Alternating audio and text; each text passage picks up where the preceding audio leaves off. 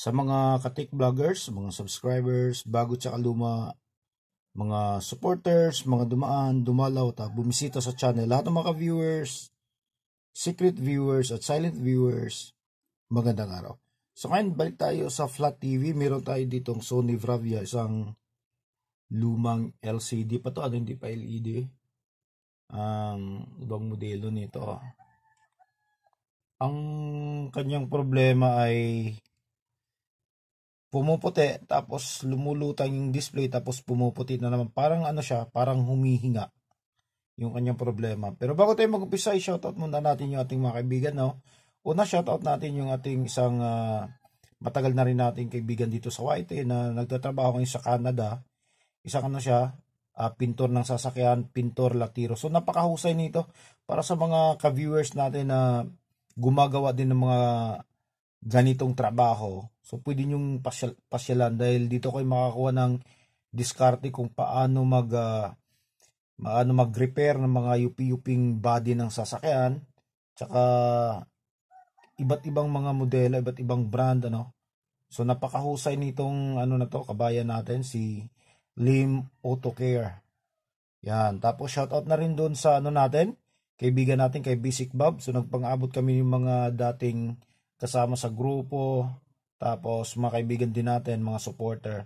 So shoutout na rin natin si DV Noitech, DV Noitech Vlog, si Nilo Cosme, Buyax Bisitech, tsaka kay Verdugo na siya. Ulitin ko, shoutout kay Lim Auto Care, Basic Bob, DV Noitech Vlog, Nilo Cosme, Buyax Bisitech, tsaka kay Verdugo na siya. So ito na ngayon yung problema, papakita natin, saksak natin to.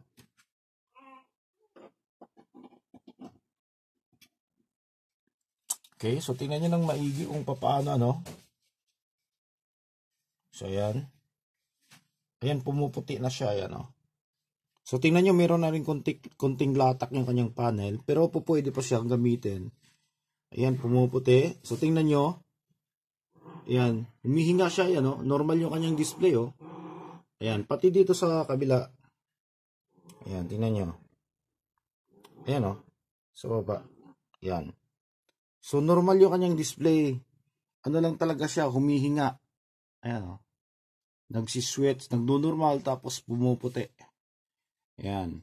So ito ngayon yung titingnan natin, susubukan natin. Mga ilang buwan yung nakaraan, meron din tayong ginawa na ganitong modelo, kaso kulay puti siya. Ang problema naman nun ay kulay puti din yung lumalabas dito. Walang display, hindi katulad dito na humihinga. Yung problema nun ay yung T-con board sunog.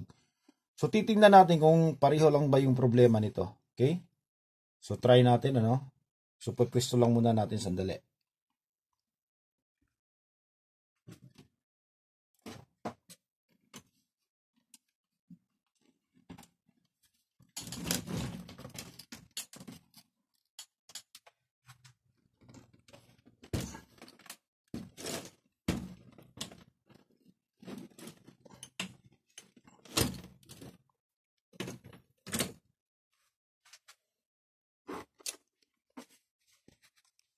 Okay.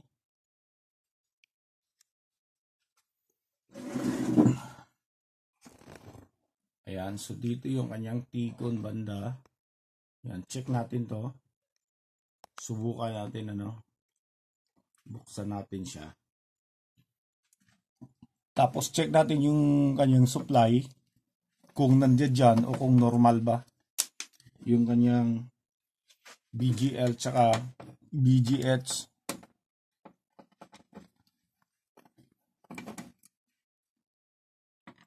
So kung ipapagawa to ng may-ari, kung papabilhan niya ng kung T-con board, kung halimbawa T-con yung problema, so pwede pang magamit dahil nakita nyo naman na yung kunting latak, maliliit pa lang naman, hindi man naman gaanong malaki. So pwede pang gamitin pang samantala, Yan. Siguro may nabibili naman ng mga ganitong klase. So subukan lang natin, bukan na natin, baka sa panel din yung problema. So try natin, baka pwedeng bang ma-modify, magawa ng paraan. Okay, so ayan siya.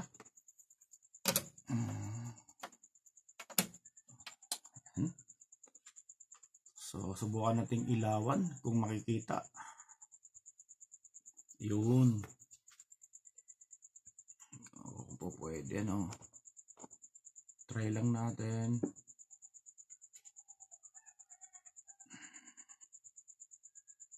Alin ba mas maganda? Ito na lang siguro. Susubukan natin, no? Saksak natin siya. Tapos, subukan natin tingnan. Balik natin yung screw para iwas disgrasya tayo, baka malaglag.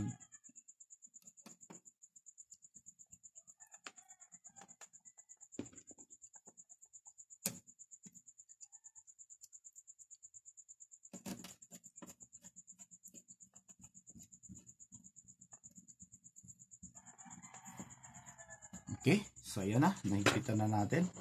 So ngayon, sukatin natin yung kanyang voltahe, ano? O voltage check tayo.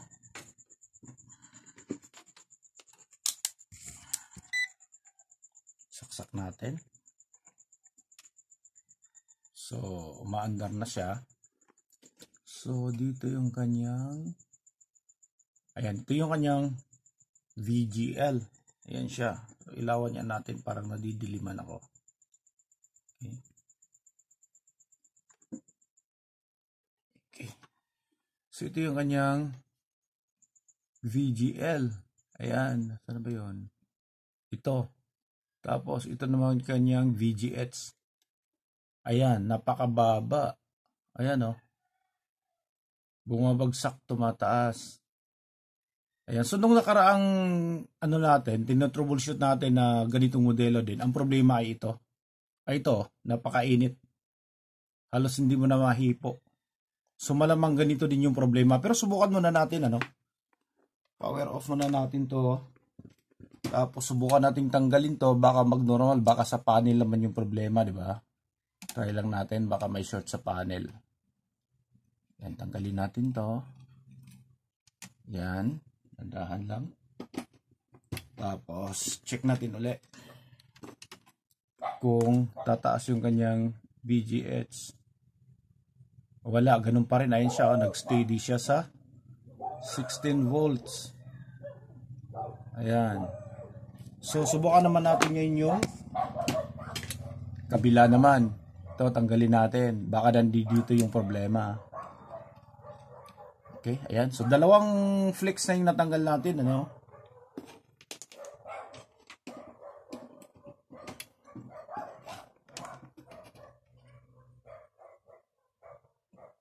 Ayan. So, ganun pa rin.